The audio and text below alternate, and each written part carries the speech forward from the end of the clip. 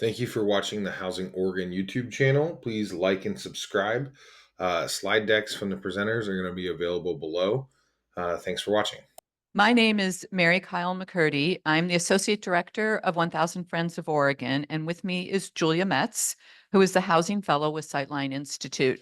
And together, and also a former affordable housing developer. And together we have joined to bring you this panel on the Oregon Housing Needs Analysis Program, or ONA, the promise of fair, equitable, diverse, and affordable housing choices. Here's a brief overview of what we're going to be covering today, and most of it's going to be conversation amongst our panel and with you. We'll provide a brief introduction to the Oregon Housing Needs Analysis Program. And the timing of this panel is particularly opportune because the state agency charged with implementing ONA, the Department of Land Conservation and Development, is right now in the process of crafting the regulations and guidelines that will direct and guide every city in the state in the implementation of this housing program. We will then spend most of our time discussing the opportunities and challenges posed by ONA and the regulations under discussion, with the goal of encouraging all of you to share your experience and expertise in housing in those rules. So, who is with us today? Myself and Julia will be leading the discussion a little bit later. We also have Sean Edging, the Senior Housing Planner with the State Land Use Agency, the Department of Land Conservation and Development. Matt Cunningham, housing developer with Community Partners for Affordable Housing. He also serves on the Executive Committee of Rose Community Development. Mac has a background in policy analysis, community organizing, and community development, and since graduating from the Master's in Urban and Regional Planning program at PSU, he's been actively involved in affordable housing development. Also with us is Alan Hines, who is the Housing Access Director at Community Vision. He's worked in disability services and advocacy for more than a decade.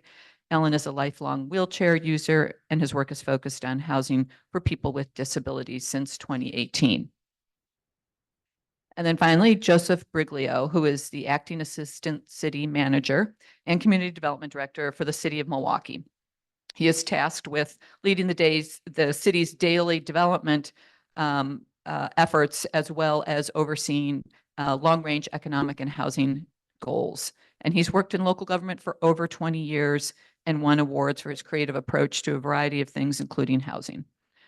My task today is to give you a brief overview of the essential role that Oregon's land use planning program plays in ensuring that all cities and towns are using the full set of land use and related tools to make it possible for public and private housing developers to build housing that is diverse, sufficient, accessible, equitable, and affordable to all Oregonians in every community. And then Sean will provide an overview of the ONA program itself. So, a little bit of background on the Oregon Land Use Planning Program.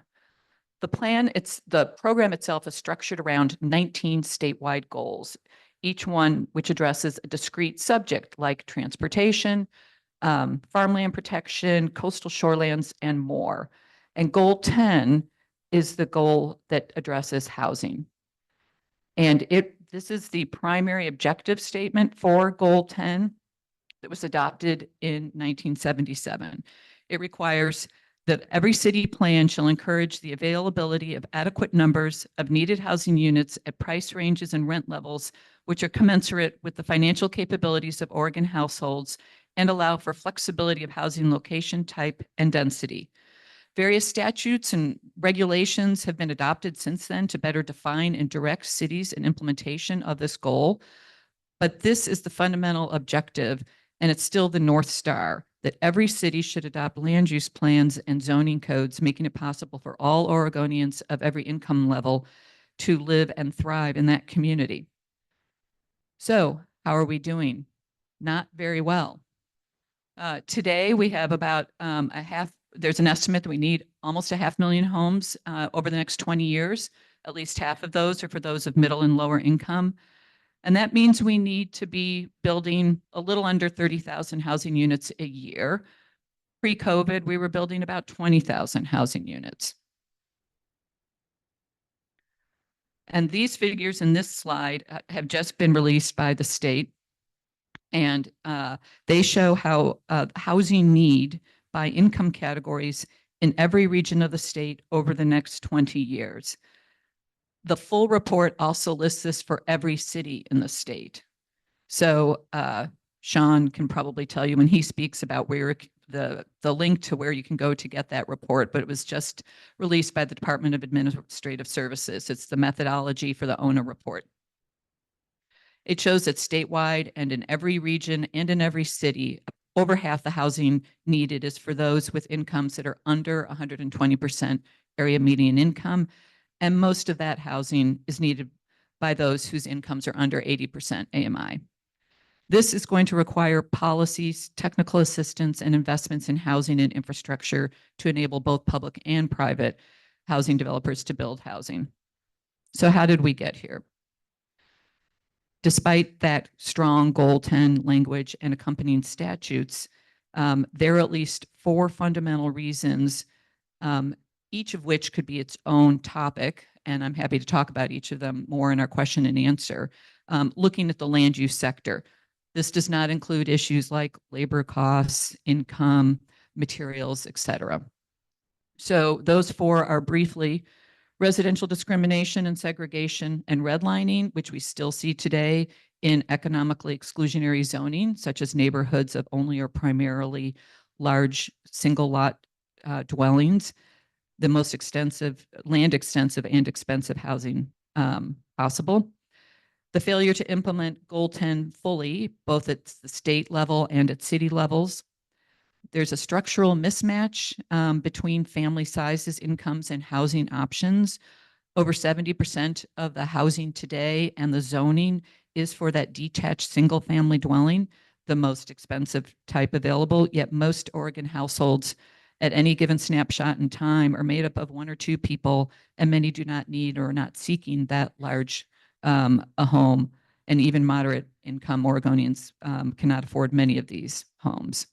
At a minimum, we need to update local zoning to allow smaller, more dense, and affordable housing choices in every neighborhood. And finally, there's a lack of funding for infrastructure. This is an issue for every city. Since the passage of property tax measures and other financial realities, it's really challenging for most cities to fund any of the infrastructure that's needed or to upgrade existing infrastructure. So the state legislature has passed some really groundbreaking legislation in past years to address some of these systemic barriers to housing. So just briefly, a recap of what those are. In 2017, the legislature passed a bill requiring every city over 2,500 in population to allow accessory dwelling units detached on every single family lot. 2 years later, and it took a lot, the legislature passed the Middle Housing Bill. Middle housing is defined in that legislation as duplexes, triplexes, fourplexes, cottage clusters, and which are 4 or more detached units, and townhomes. And those are allowed in cities over 2,500 in size. Duplexes are allowed on all single family lots in residential zones. And cities over 25,000 in size and all metro area cities have to allow not only the duplexes, but all middle housing in residential zones where single family housing is allowed. The county of Tillamook volunteered through legislation to also be part of this middle housing legislation. And then, but all cities really have to consider how they're going to implement and meet Goal 10. Other recent land use and housing legislation in the past few years that have, again, addressed some of the issues that we've talked about include affordable housing as of right. Several bills were passed allowing affordable housing on properties zoned for commercial uses without requiring a zone change or conditional use permit, and on land zoned for industrial use if those are publicly owned, adjacent to lands zoned for residential uses or schools, and are not, on lands that are publicly owned, and also lands that are, and industrial lands if they're adjacent to residential uses. Legislation has also allowed the conversion of commercial buildings to housing without going through a zone change or a conditional use permit. And finally, last session, there were two bills that passed that, amongst many other things, provided infrastructure funding for housing and also created the Office of Housing Accountability at the DLCD agency and a revolving loan fund for housing. But we have much more to do to address the housing needs of all Oregonians. And that is where legislation that passed in the last few years really comes in, the Oregon Housing Needs Analysis or ONA program. And Sean Edging from DLCD is going to give us an overview of that. Oh, you want me to be up at the podium? Oh, okay. Hi, folks. My name is Sean Edging. I'm a housing planner at the Department of Land Conservation and Development. My role here today is really just to kind of set up the context, give you guys a sense of what the Oregon Housing Needs Analysis is, and then really I'm just going to hand it off to the experts to tell us what we're doing wrong. And so I want to start by going back to what Mary Kyle laid out in terms of Goal 10, right? Since the 1970s, we've had this policy statement that pretty much says local governments and state government has a responsibility to take meaningful actions to facilitate housing production, affordability, and choice. And obviously, it hasn't really worked, as demonstrated by all of the legislative efforts that have happened in the recent years to kind of facilitate the production of housing. And I think, what I want to set up is just kind of the historic context that kind of led us here in terms of the implementation of that goal. And really what it kind of boils down to, since the 70s, we've had this purpose statement, but our implementation of Goal 10 at the local level, at the state level, has not been about taking those actions to facilitate production, affordability, and choice. Instead, what we've focused on is this kind of narrow accounting exercise that really says, hey, we're in Oregon, we have this urban growth boundary that delineates where cities end and where rural land begins. And really, the only responsibility that local governments have is to do this inventory of how much land they have and how much housing can hypothetically fit on that land. And if they have enough of it, you're good. You don't have to do anything else. And obviously, I think we have a lot of housing professionals in the room that know that that's not what you need to actually facilitate outcomes over time, right? And so with the legislative work that has happened, this paradigm started changing. It started changing in 2019 with the introduction of a very important document called a housing production strategy. This is something you guys should look for at the local level. This is a requirement for every city above 10,000 in population. And essentially what this document is, it's a requirement to articulate all the actions that a city is going to take to facilitate housing production, affordability, and choice. It's over a 6-year time frame inside of the metro region, and it's over an 8-year time frame outside of the metro region. But the basic premise is like, we're not just thinking about zoning in this hypothetical capacity anymore. We're thinking about all of the actions that we have, all the tools at our disposal as a local government to facilitate production, affordability, and choice. This extends into like the details of zoning code, right? How much parking are we requiring? What is the developable area of a lot? All these different types of incentives, and also funding programs, right? Tax increment finance, property tax exemption, all these different policies that can come to the table to facilitate production, affordability, and choice. Now, I want to kind of convey that this policy that was passed in 2019 wasn't a silver bullet answer. We adopted rules for it, but I think there were still a lot of problems, right? First and foremost, we weren't planning for enough housing, right? And especially affordable housing. And what you saw is, especially in a lot of affluent communities, they were essentially planning for no affordable housing whatsoever because people with low incomes didn't live in their communities, right? Additionally, the requirements around the HPS, it didn't really emphasize equity. It didn't emphasize, say, what are the needs for people with disabilities, right? Or what are the needs to facilitate integrated communities or to facilitate housing choice or housing abundance or to facilitate home ownership or housing stability, all these different goals that we know are part of the housing equation, but just weren't really emphasized in the implementation. And so, really what the Oregon Housing Needs Analysis that came into being in 2023 sought to do was to address a lot of these issues by really focusing on outcomes. And this is kind of the context I want to set you guys up with. This is what's changing in Oregon's housing planning landscape.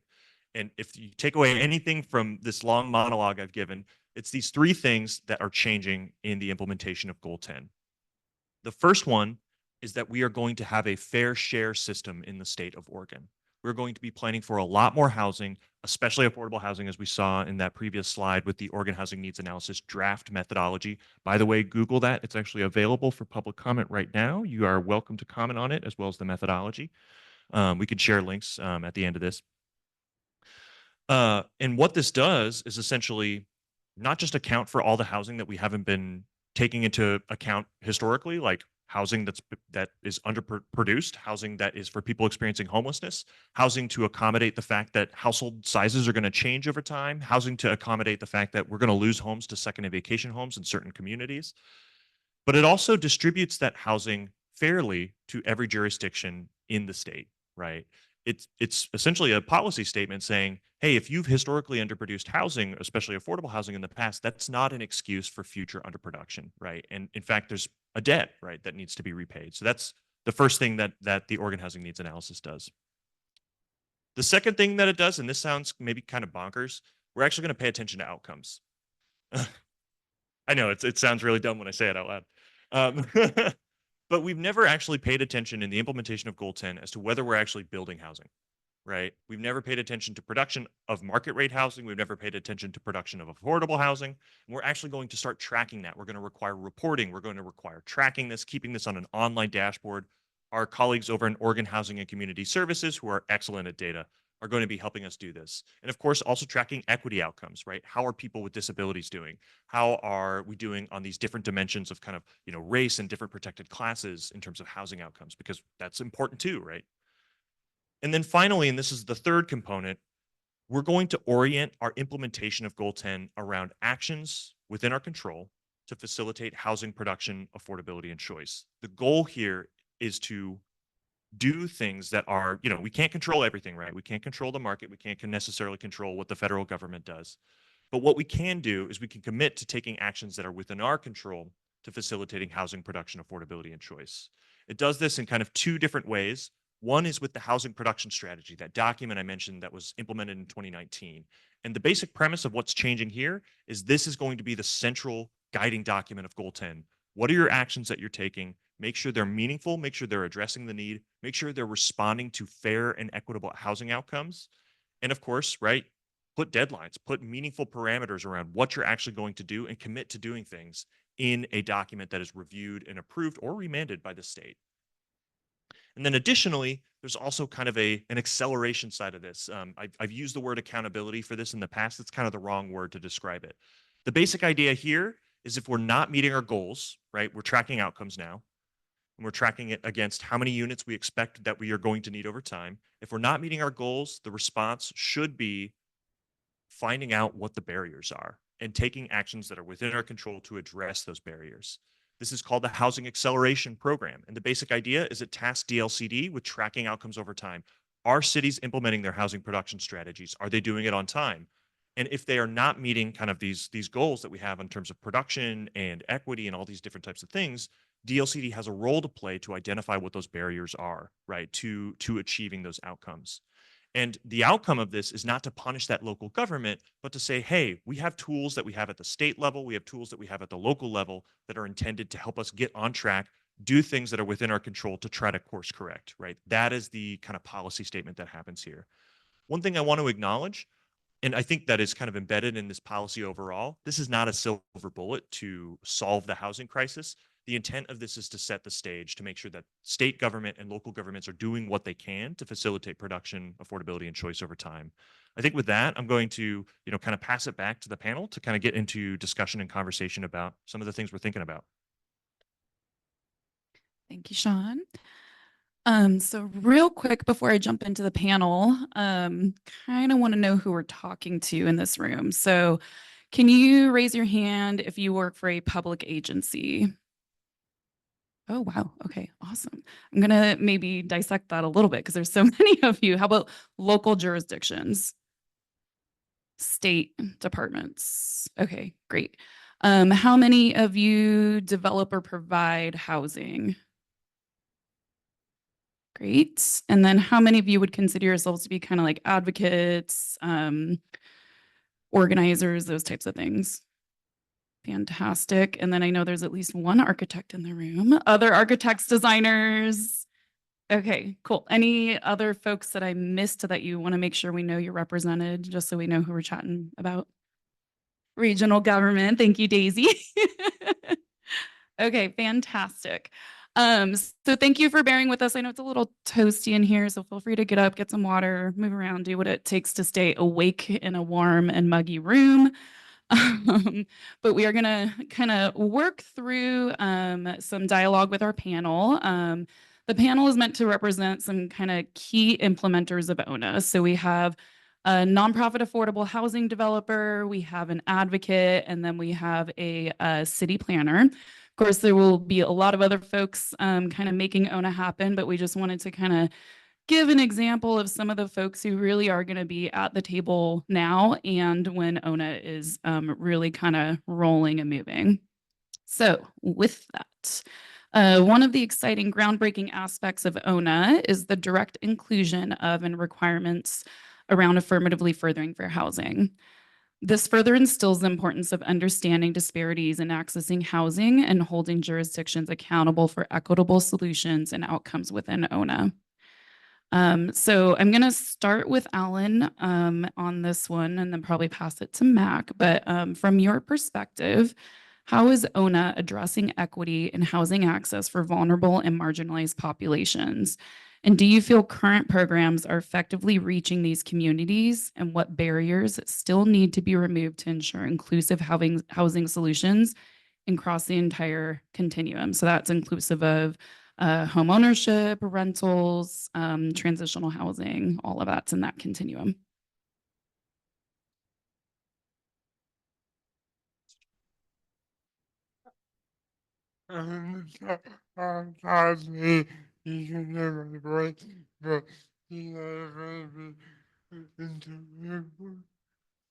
I'll talk so you can hear my voice, but Dina, myself, is going to be interpreting.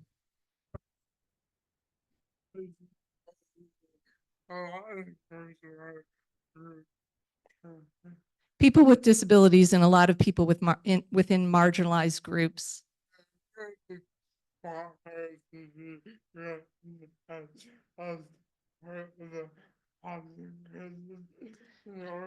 have really fought hard to be part of the housing, to be recognized.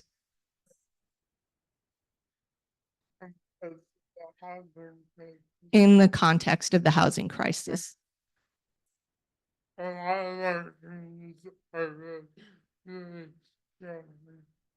A lot of our communities are feeling that we're struggling.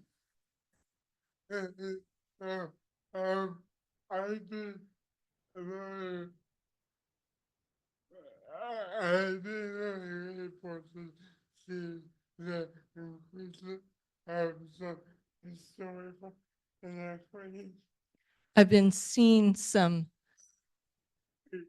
I've been grateful to see the inclusion of historically marginalized groups in the ONA process.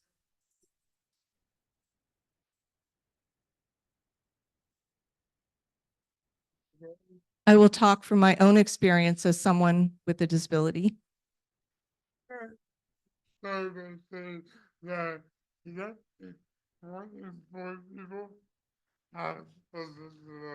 And I want to start by saying 1 in 4 people are people with disabilities, have a disability.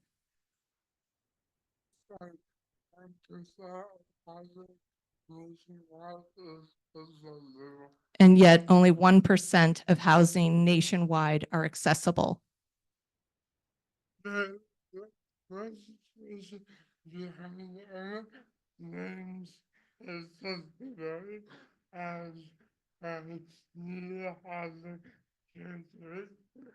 The legislation in the ONA, sorry, names accessibility as a needed housing characteristic.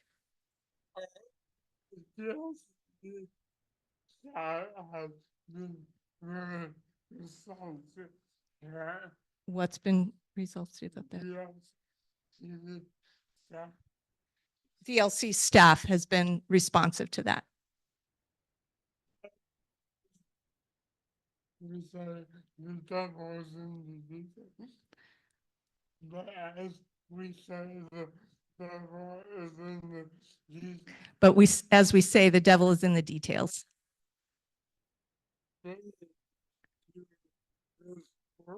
One of the barriers to this work Government bodies. is the tension between government bodies. For instance, the state building code For instance, the state building codes and be accessible in buildings with way more units. requires 2% of the units to be accessible with 20 or more units. Is far less than 25. 2% is far less than 25%.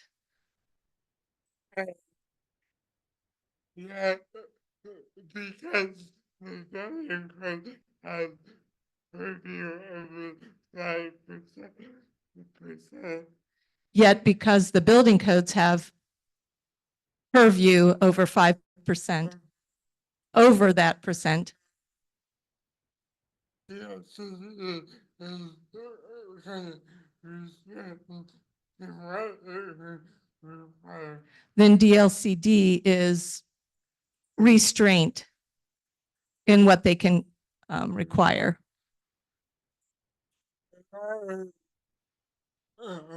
We should prioritize.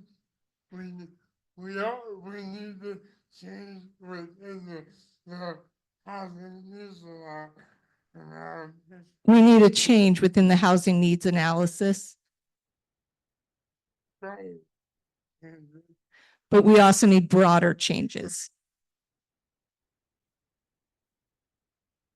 for building codes. Is there one that takes in this process? That's one of the tensions that we have within this process. And I'll pass it back. Thank you. So yeah, I'm going to end up repeating a couple of things that Sean shared. I promise we didn't coordinate that. But one of the things that's really exciting, I think, about ONA is that this is a long-term structural change to how the state plans for housing. And again, as an affordable housing developer thinking about this and an advocate a lot, like it's no secret, Sean said this and I'll say it again, but zoning and zoning reform is no silver bullet. But what is really exciting again about ONA is that, yeah, all jurisdictions throughout the state will now have this target of the number of housing units they need to produce and clearly calling out the number of affordable housing units at those different income categories that was shown on the slide earlier.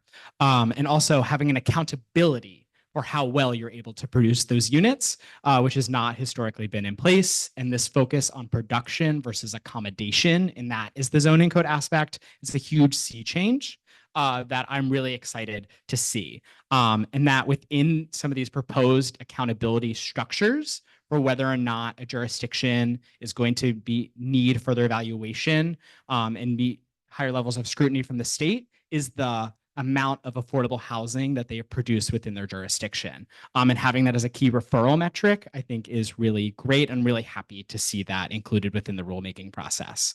Another aspect which Sean talked about there, but it's the codification of the affirmatively furthering fair housing.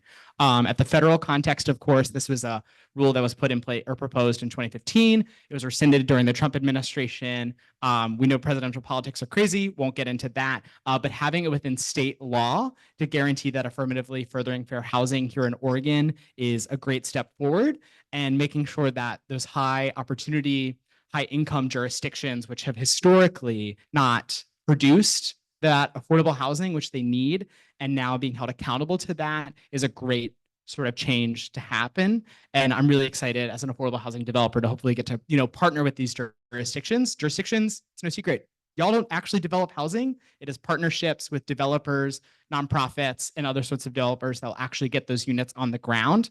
And those jurisdictions who've been, historically exclusionary, now needing to open their doors for the opportunity for the development of affordable housing is a great opportunity here at the state. And I'm really excited by ONA and the future changes that are going to be happening.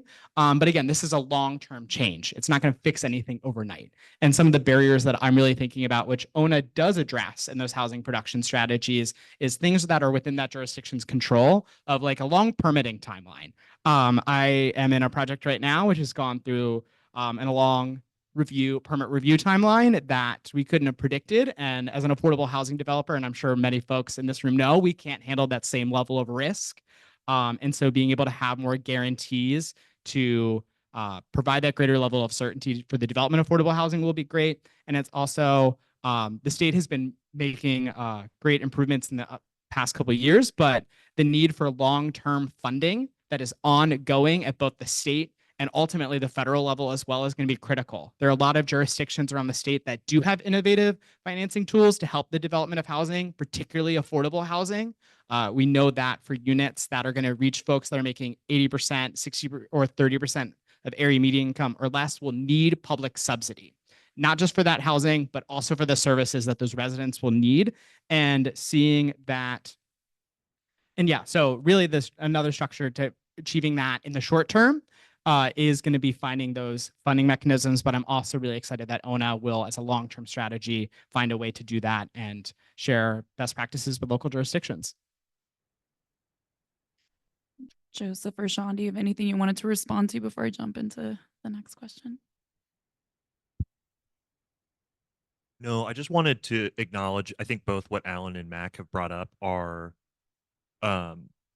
like issues that have been very challenging to address and solve in the context of the ONA because it can't do everything, right? Local governments can't do everything, the state can't do everything, and an individual agency certainly can't do everything. And I think what we've been trying to do as much as we can in the process is to think, rather than saying, well, therefore we can't do anything, to say, well, what can we do, right? In the context of, say, the accessibility issue with building codes, we can't control the building code, right? That is a decision that the building code makes, and of course is directed by state and federal law. But what we can do, and we're planners, we're really good at this, we can develop incentives, right? We can develop, hey, maybe we develop policies that provide a trade-off for regulatory flexibility on certain standards, but in exchange you provide accessible units, right? Type A, type B, or other forms of accessible features inside of units, things like that.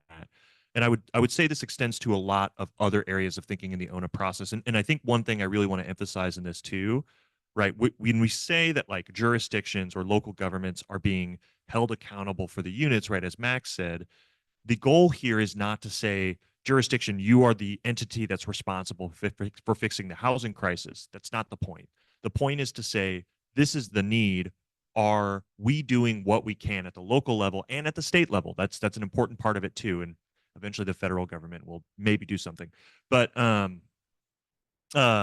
are we doing what we can to address barriers? Are we doing the things that are within our control to address those? I think that's an important piece to emphasize that actually is not reflected in a lot of states, and I think is unique to Oregon. So with that, I'll pass it back. That was a fantastic tee up to the next question. So one of the challenges in ONA and in any rulemaking process is balancing the urgent need to address the housing crisis with the need to clearly define success.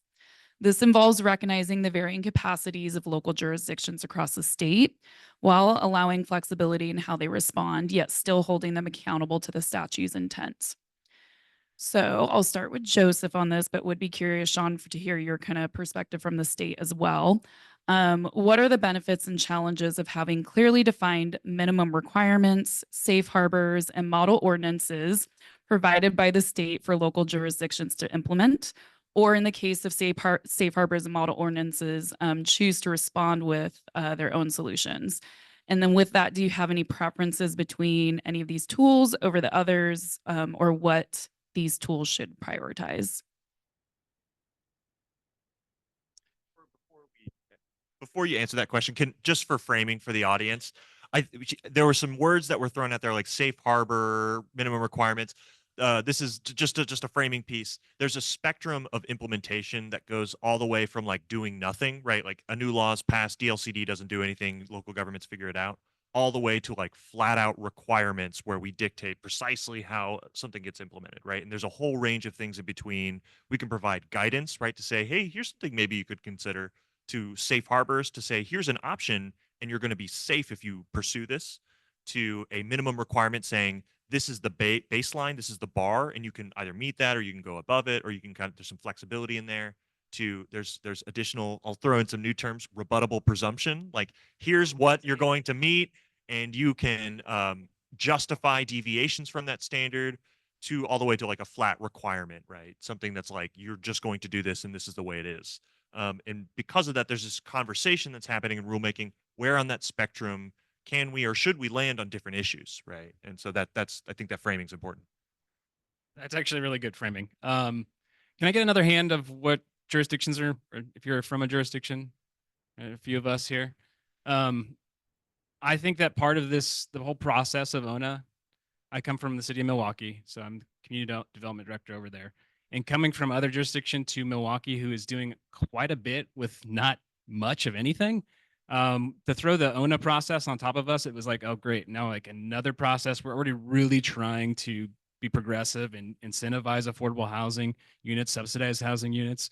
So it was like, yeah, sure. We're gonna just add more, put more of attention and more of a crush on us, even though we're under resourced from financial standpoint as well as staff. But then you hear Sean talk and it's like, oh, that's all so reasonable. Dang it. That's so reasonable.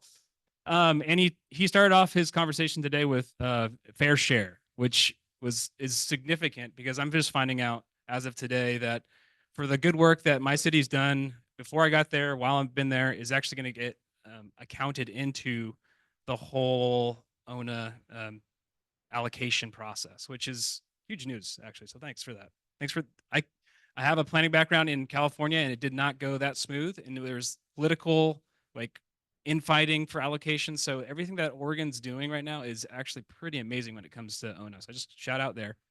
And then I'll get back to the question. Sorry. There is a need for flexibility for sure. Every jurisdiction is different. I'll speak from Milwaukee's perspective, is being able to have the flexibility to do what we can with what we have is so paramount for us. We have a construction excise tax, which allows us to throw some money at these problems, affordable housing, but not all cities have that. So whatever makes sense for them through the housing production strategy is going to make the most sense for accountability. When it comes to minimum requirements, this whole process too, that we all know there's like cities out there not doing what they should be doing, right? So another reason why I got frustrated when I first heard of ONA coming was like, we're already doing good stuff, just go away. But there needs to be some accountability and some pressure for those jurisdictions that aren't. I worry about minimum requirements because it's kind of like minimum wage. It's like you pay somebody the minimum wage and it's like, it's really not like a living wage, but it's minimum. So you're meeting that, you're checking it off. And it really doesn't help the good actors who are already doing good work, but it really does bring up some very bad actors from being worse than they can be. So got to start somewhere. I get that. And from my perspective, just being flexible, anything that reduces costs to the developer, anything that creates model plans, model ordinances that jurisdictions like myself can take advantage of and reduce the administrative burden. Those are like the two things that I would come at any of these incentives or accountability measures from the ONA process. Yeah, I think the only thing I'll add to there is maybe an interesting nuance or wrinkle or even disagreement among a lot of pro housing folks, which is, so we've talked about, there's a spectrum of where rules can land all the way from choose your own adventure, but we're going to be paying attention to the outcomes, to something that's more prescriptive, like do this, this, this, and this, and you're good. And there's trade-offs there, right? Like if you provide a more nuanced kind of guidance-oriented approach, you can be much more flexible and responsive to local contexts and decisions, but it also opens the ability or use of kind of bad faith. And it also gives cities less certainty, right? Whereas on the other side, if you have kind of something approaching more requirements, you have, right, this trade-off where, okay, well, maybe the state's a little bit more prescriptive. You'll hear kind of accusations of one size fits all, but everybody knows, hey, if you do this, you're good. right? And so there's a degree of certainty that comes with that. And we've had some success with that in terms of policies like middle housing, right? The state said, hey, here's what you can require for parking or setbacks or FAR or any number of nerdy planning terms. And, we had a big process around it. And of course, we definitely got accused of one size fits all, but cities knew that if they implemented that, they're good, right? I think where a lot of the challenge comes in is this kind of rift that happens when you have to think about a big range of policy ideas, right? Things that are not necessarily easy answers and some things that require a lot of careful nuance to implement. Things like tax increment finance or inclusionary housing policies or things like that, which can, if they're calibrated great, they can work great. They can provide a lot of solid housing outcomes. But if they're not, they can have adverse effects. They can displace individuals, especially folks who are vulnerable. They can uh, stymie housing development, even though it might intend to provide affordable housing, right? And so there's this kind of tension that exists in among people who like want the same outcomes of, well, should we go for something that is more context specific and to avoid some of the harms that can be created if you do something that's more one size fits all?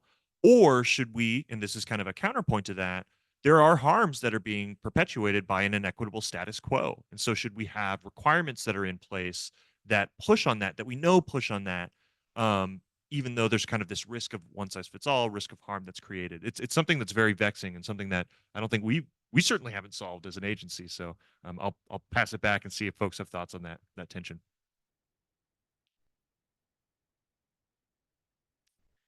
Mac or Alan, I want to give you a chance to respond to any of that if you wanted to. Otherwise, I'm gonna move along. Okay. So real quick before I ask the last prepared question that we have, because I want to make sure we do have some time for Q&A with y'all. I do want to note I threw down some Post-it notes on all of the tables. So if you prefer to write down your question versus ask out loud, I know sometimes standing in front of a big room isn't everyone's favorite thing to do. Believe it or not, I am one of those people. So feel free to write that down. Somehow I got roped into this, but feel free to write it down, your questions down on a Post-it note if you prefer. Mary Kyle will come around and collect those, but we will also have an opportunity for you to verbally ask your question if you prefer that as well. So just wanted to tee that up so you have that in your mind as we're moving into this last question here. So one of the things that I think is really exciting about ONA, as I mentioned, and has been brought up in a few different ways on this panel, is kind of the recognition that it really is going to take a lot of collaboration and teamwork to make this happen. There's not just one sole player in this room or at this table who can solve the problem. If that was the case, we wouldn't be in this room talking about this, right? So for all of you, based on your specific role and expertise, how can your fellow panelists in their respective roles collaborate with or support you in ensuring the success of ONA and achieving its goals? What types of partnerships or actions would make the most impact from each of your perspectives? Mac, I'm going to go ahead and start with you. Joy, that's just what I wanted. No, one of the things that I think is happening in the process, and I'm looking forward to diving into more, is kind of the creation, maintenance, and resource sharing of best practices of items that are within a jurisdiction's control that can actually move the needle for producing housing, and particularly affordable housing. A lot of people in this room, I think this is going to be no secret, but if you put market rate and affordable housing on kind of the same playing field and be like, okay, go out, build housing, market rate is going to win. And while market rate housing is definitely going to be part of the long-term solution to making sure that we have enough abundant housing options for everyone, at this current point in time, with the structures in place, affordable housing really does need an edge. So we as developers have that opportunity. We're not as cash rich. We can't move as quickly versus our market rate counterparts. And so building in those additional leeways, flexibility, and certainty for affordable housing is going to be critical. And making sure that we can, share successful programs that come from one part of the state with other parts of the state. And one of the things that I'm really hoping to see out of the process is sort of like a menu of options that a jurisdiction is able to see with some sort of point value assigned to show like how effective is this. And ideally, jurisdictions have this bucket of high impact policies to adopt. And then there's another bucket of like lower impact, but like a longer list that could be more customizable based off the existing conditions within that jurisdiction there. And another thing I'm really hoping that we can touch on, and this was one piece that was in Sean's great report presented to the legislature ahead of the 2023 session, is the piece related to funding. I said this before, I will continue to beat this drum, but we're going to need a lot of funding to be able to build the number of housing units, particularly at those lower AMI levels, to ensure that we can meet the need that is out there for communities across the state, not just in that physical sticks and bricks, but also for the services, which will be critical to helping ensure the success and housing stability for those vulnerable communities, particularly for folks who are making 60% of area median income or below. And that's kind of really what I'm hoping to see. I'll pass it down to give other folks an opportunity. Thanks, Mac. I always preach a lot, at least in my work, collaboration, leveraging partnerships, leveraging.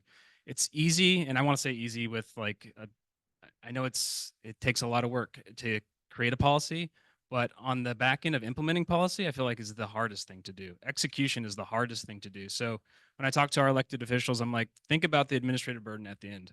Think about the administrative burden at the end, because it wears staff down, and we want to make sure we do some things really good and not leave like really important things to the wayside or just not give them enough attention. So what I've been telling staff is, whenever we're moving forward with a new policy or a new goal like affordable housing, think about the other partners in our community that are doing that work and that do it way better than us.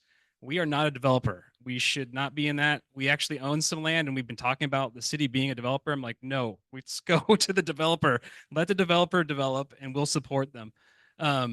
So that's going to be a huge part of this whole process, is just leveraging partnerships. And I wanted to plug, kind of on the backside of what you were talking about, Mac, on like a menu of options, is I would love to see like a matching game occur, and I'd love to throw it on the state. But yeah. So in housing production strategy, we have like a menu of options that we've provided that we'll pursue and see if they fit for moving forward our allocations. However, one of the parts of that is the leveraging piece. So if there was other organizations that I could say, oh, for instance, a revolving loan program for first-time homebuyers, I don't want to do that, nor should we be doing that. But who out there is actually already kind of vetted, and we can kind of play that matching game, swipe left, swipe right, or whatever with this kind of stuff would be great. So just plugging that idea. Yeah. And I would like a lot more money to help leverage. Yeah, that would be great, actually.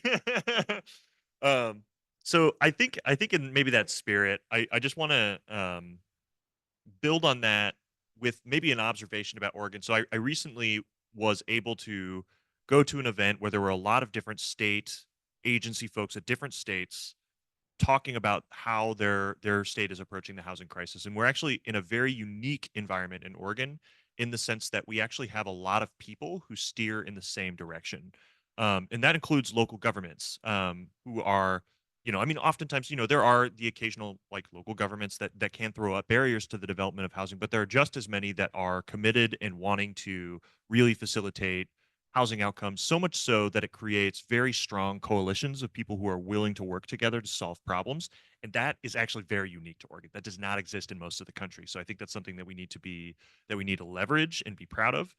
But at the same time, there are still major issues that are necessary to making housing happen that are very difficult to solve. Issues like coordination, governance, funding, right? Things like that. And these are places that we really need to work on. Like, when it comes to accessibility, we need to have work on the building code to facilitate the development of more accessible housing. That's not going to happen without coordination and a shared understanding that these outcomes are necessary and worth, working for and working towards, and thinking about how we solve these problems. And I think that also extends not just to different state agencies working together. That includes a partnership with local governments and local special districts to ensure that there's adequate infrastructure to serve housing development. That's going to take state funding, right? And so that also involves the legislature. It's going to take a lot of people working together. And I don't think it's reasonable to say that any one particular entity is responsible for it all. It really is going to take everybody. And that's really hard to build to. That is very difficult. I don't think anybody has solved that, at least to my knowledge. I mean, I think that would be a great that'd be great if somebody could solve that actually. But yeah, I think with that I'll pass it to Alan. Yeah, any, a lot of my role is to support people to un- understand accessibility. A lot of my role is to help people understand accessibility.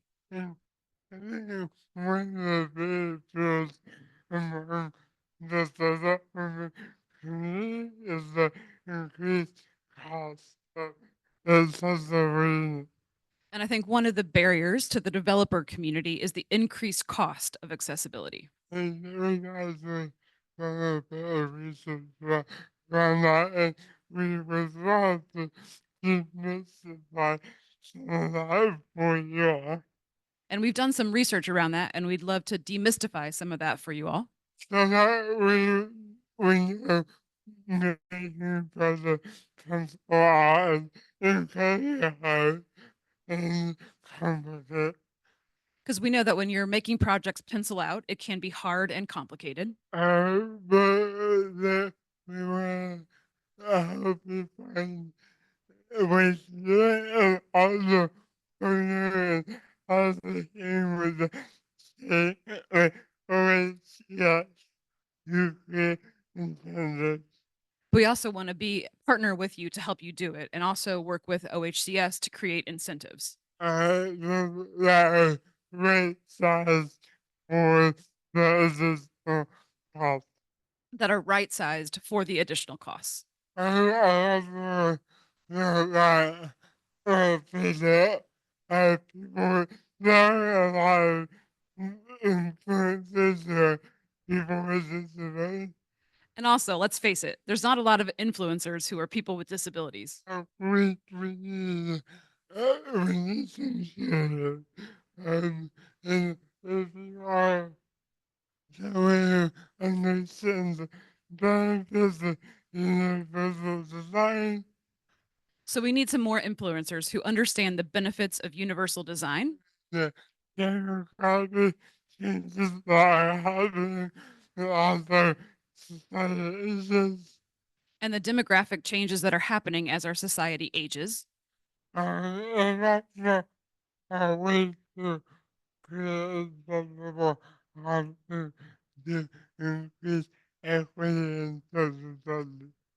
And also ways to use accessible housing to increase equity in social housing And social justice.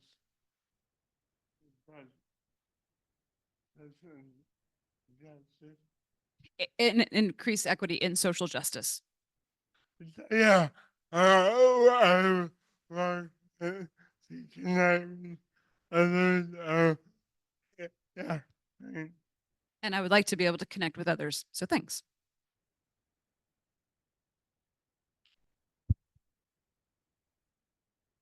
Okay, so we're gonna go ahead and open it up for questions. I also welcome you to write down ideas for the matching app that Joseph just came up with as you're asking questions.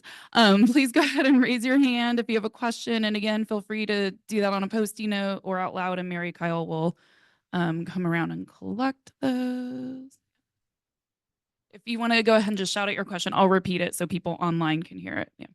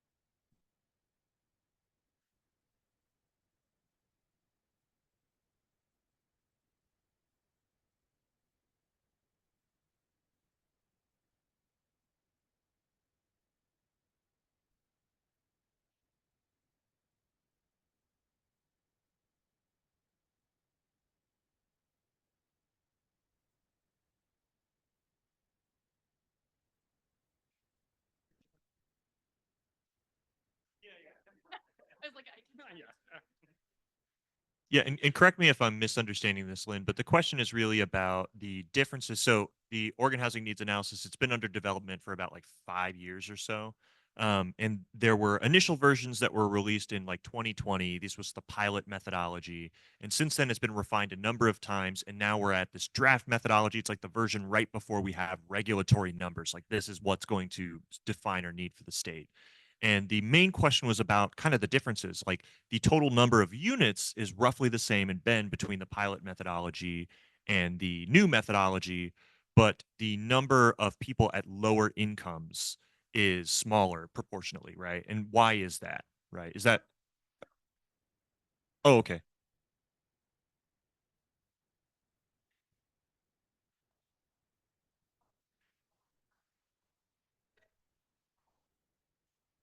That that's actually not the reason why. Yeah, so the reason why the proportionate share of number of people is essentially lower is because of some changes to the methodology that were designed to kind of take those numbers and make them more consistent and like consistent over time. So what the pilot methodology did is it really sought to be very conservative in estimating, well, how many housing units should we have on the ground today but don't exist, right? This is called underproduction. This is something that was never historically captured. We never tried to estimate it.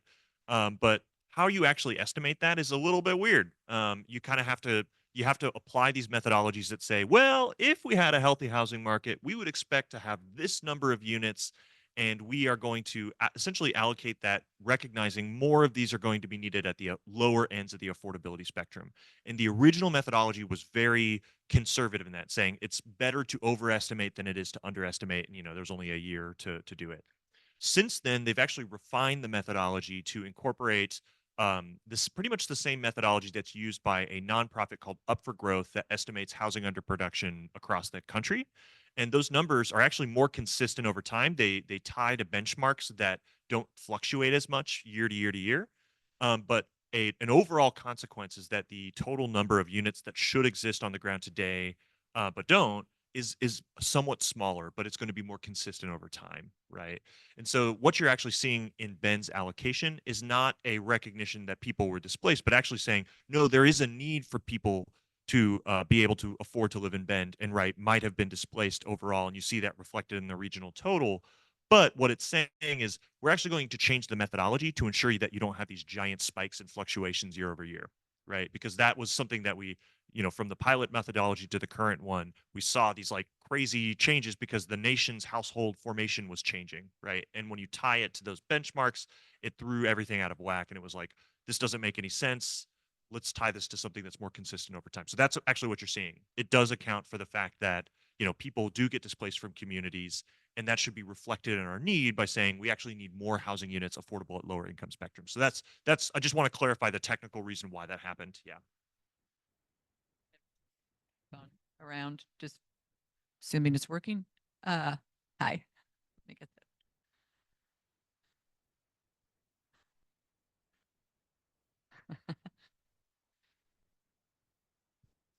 I'm actually, hi, Megan Bolton, Assistant Director of Research at OHCS, and have been working on the ONA very closely with all these fine folks on the panel. And I also just wanted to mention one thing about the methodology that hasn't quite shown up in the draft numbers, but will and may affect what you're seeing, Lynn, because we worked right here with Jason at Portland State University on actually refining the methodology for counting folks experiencing homelessness. So they did a lot of work on better estimates of doubled up households, and then better looking at sheltered and estimating true annualized numbers for the unsheltered counts. So you may, so we're going to kind of go back up and down again, but you may see a little bit of a tick up because of that methodology in the lowest income bracket. So I just wanted to let folks know that that's another piece of the methodology that we worked on.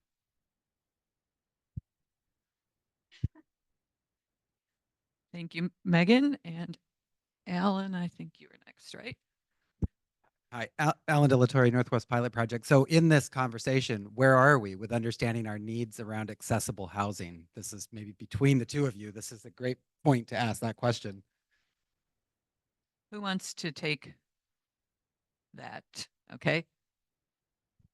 Yeah, no, I think what we know, and we know this from literature that exists like across the country, which is that we don't have enough accessible housing units, right?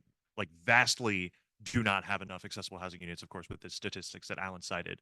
But there's actually a pretty big barrier in the fact that, right, remember how I mentioned we haven't been tracking things historically, like we haven't developed the infrastructure to track things.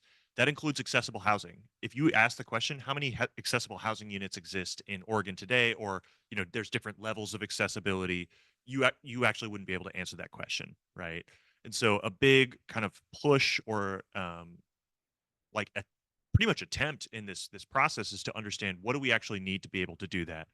The policy started by saying, well, you should probably start by reporting it, right? These do get processed via building permits. We do track them, right? And so they are possible to report. So we can at least understand how many units are we building that are accessible. But that doesn't tell you what exists in current stock, right? And so in order to address that, you need broader kind of policy and systemic changes that would enable you to actually track that over time. Things like a rental registry would be a great way to track accessible housing, or a survey of accessible housing units.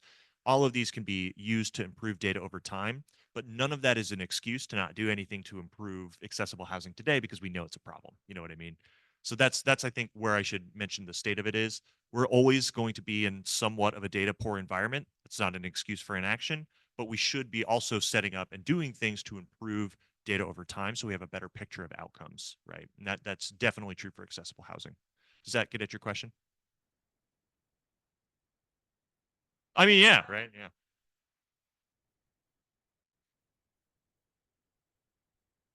I think all I was talking about is what actions can we expect to see going forward.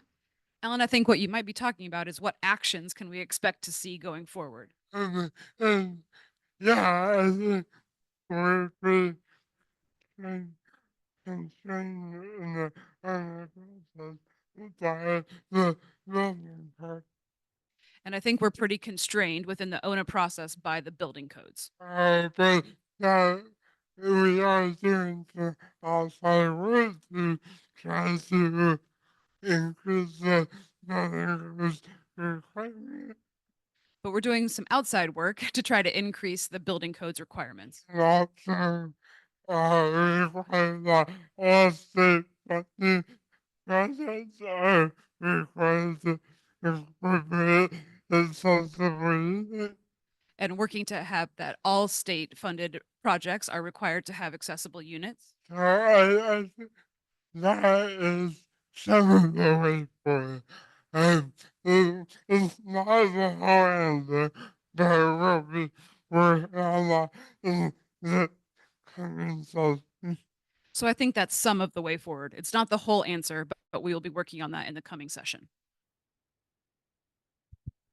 And just to add here a little bit, something 1000 Friends and Sightline and a coalition of organizations that we've been working with, and we've said to the state, this gets into the at what level of complete flexibility versus complete regulation do we scale various things we're trying to make possible. And accessibility, yes, we need more data, but we can't wait, right? We know we are way behind. And so we have suggested that there be some minimum floors of required densities or percentage of residential land that is zoned for certain densities that then kick in the building code requirements for accessibility.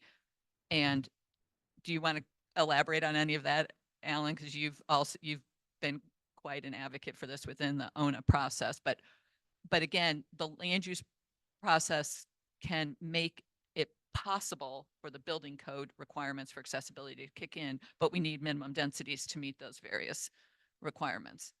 So I don't know if you want to elaborate on that. I'm going to keep this nice and simple and not elaborate, but I just want us to not go into the arena of unit production that is accessible and not think about dignified housing. So that's the biggest point that I think I'm trying to chew on right now.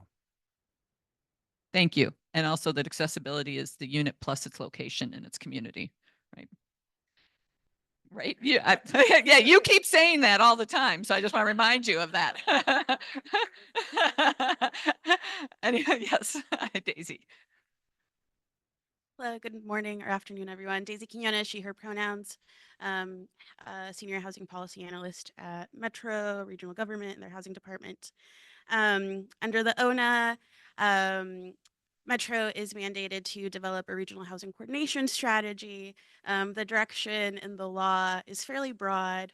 And there currently are no draft rules on the regional housing coordination strategy. So I'd just be interested in hearing from anyone on this panel, from your perspective, you know, as a developer, as a planner, as an advocate, what you see as the role for the regional government, for a regional government such as Metro, in this work.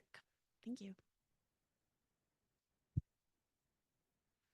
Who, that's a somewhere between Joseph and wants to start.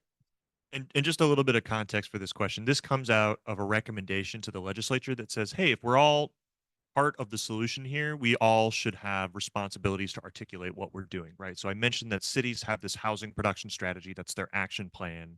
That needs to happen at the regional level and that needs to happen at the state level, right?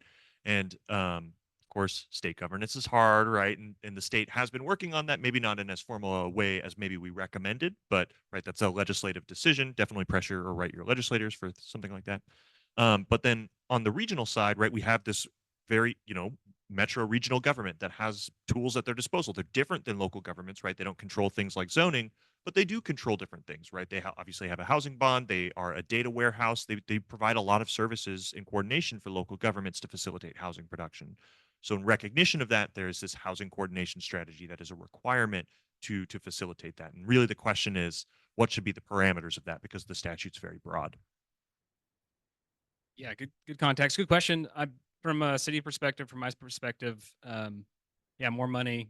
Any ways that Metro can facilitate money to local jurisdictions is fantastic, and you have done that quite a bit. So continue that. And then I would say maybe as we go down the line of figuring out what the allocation numbers are and what type of housing needs to be produced in each jurisdiction, is finding out broadly what are the hardest to create and maybe creating the funding sources or grant applications that help support that type. And because obviously subsidized income restricted housing is the way to affordability. We certainly need help with that. And as Matt could probably share too, is it's a money viability issue. The other side of it, I would say, is the approach I enjoy is that we've gotten politics kind of out of it quite a bit when it comes to, correct me if I'm wrong, when it comes to allocations, which it wasn't the case in my previous experience down in California. The metropolitan planning organizations were heavily involved, and it was very political, and it was oftentimes the most underserved cities got just blasted with allocation numbers. They're like, yeah, put all those folks over in that city because that's the poor city. So getting rid of politics, not to say that Metro would do that. I'm just saying that it's great to have it just be methodology, more number based. Yeah, of course. What? There's still politics, supposedly. Yeah, politics and everything. What do you mean? No, Dizzy, I appreciate that question. I'm going to take it a little bit in the Metro context and also blow it up statewide. And I want to go off Joseph's matchmaking or dating app metaphor. I think what would be really interesting for a role for Metro to play in the Metro region, but also for the state possibly to play for jurisdictions throughout the state, is kind of a matchmaking with the different affordable housing developers and providers in their area. Certain nonprofits have certain expertise in the types of housing that they provide and certain stronger connections to different communities that they are already located in. And so facilitating that sort of match, so that way, again, jurisdictions do not develop housing, but there are folks in the area who do. And sometimes, admittedly, we don't toot our horns enough about the work that we do as nonprofit developers and fostering those relationships with jurisdictions. And so if there's another avenue to create and foster those connections to allow for folks to come in to possibly develop, there's a lot of contingency there because of funding again. But I think that would be a great opportunity for the state and Metro to play in that process.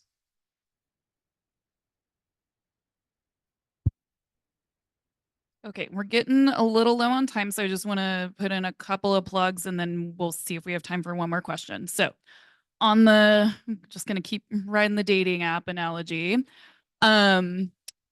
once again, can I get folks who are housing developers and providers to raise your hands? Can I get folks who work for local jurisdictions to raise your hands? All right. Y'all exchange business cards, connect. Let's do this real time. We don't need apps. We're all here right now. All right. Let's like jumpstart this process, and also +1 to there being an actual like database and like clearinghouse for that. But like we're all here right now. Let's make those connections and like get ahead of this now, right? We're all here together. Secondly, one of the things, as Mary Kyle mentioned, sorry, I should stand up, is that we are doing a lot of coalition building, just kind of trying to help folks engage in this process. So with that, I have a big pile of business cards up here. If you want to kind of get looped into that process, into our informal coalition that we're doing, please come and grab one. There are a few key dates coming up that we would love to engage you with. October 1st is the next set of draft rules that are coming out. On October 3rd, I will be hosting a virtual meeting with kind of partners who want to dig into that, brainstorm, see where we're at, do a temperature check, kind of how are we feeling about this conversation. And then on October 21st, I'll be hosting a virtual meeting as well to do kind of a testimony prep for the LCDC hearing that is associated with these draft rules that will be happening on October 25th. So lots of dates, but again, just kind of want to encourage you all to connect with each other, but also if you're feeling kind of intimidated and not quite sure how to tap into this process, connect with me. That's one of my roles, is to kind of help engage folks, help you understand how this impacts the work you're doing, and for us all to be working collaboratively together right now to make sure that ONA results in equitable access to housing in the future for all Oregonians. Yes, and Sean.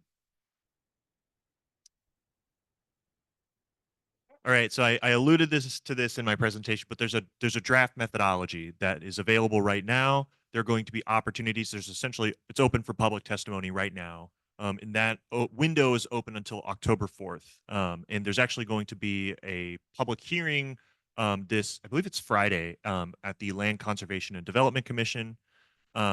If you Google essentially OHCS ONA draft methodology, you will find a copy of that document. Definitely, we encourage folks to submit public testimony. There was actually a very deliberate policy decision that was made. So we mentioned that DAS, the Department of Administrative Services, are the folks who publish the draft methodology. That's the Office of Economic Analysis. These are the folks who do the revenue forecasting in the state. That was a deliberate decision because that office is responsible for the most politically unpopular decisions in the state, right? Revenue forecasting. And there was a pretty explicit recognition that, this process needs to be somewhat insulated, because when you put it at these kind of regional government levels like they do in California, we were able to learn like, oh, you get these inequitable outcomes as a consequence of politics. Those politics don't go away. They just get concentrated at the state, right? So I think it's important for folks to be able to, provide testimony and comment on, precisely how the methodology is constructed and how it can best achieve equitable outcomes. I think that's very important. So with that in mind, I just wanted to provide that little plug, and I'll pass it back to Julia. Yeah, thank you. So I'm not going to keep you all between coffee and lunch here pretty soon. So I'm going to go ahead and close this out. But again, please feel free to come up and grab a business card if you want to connect with me. Also encourage you all again to connect with each other. And thank you so much for joining us today.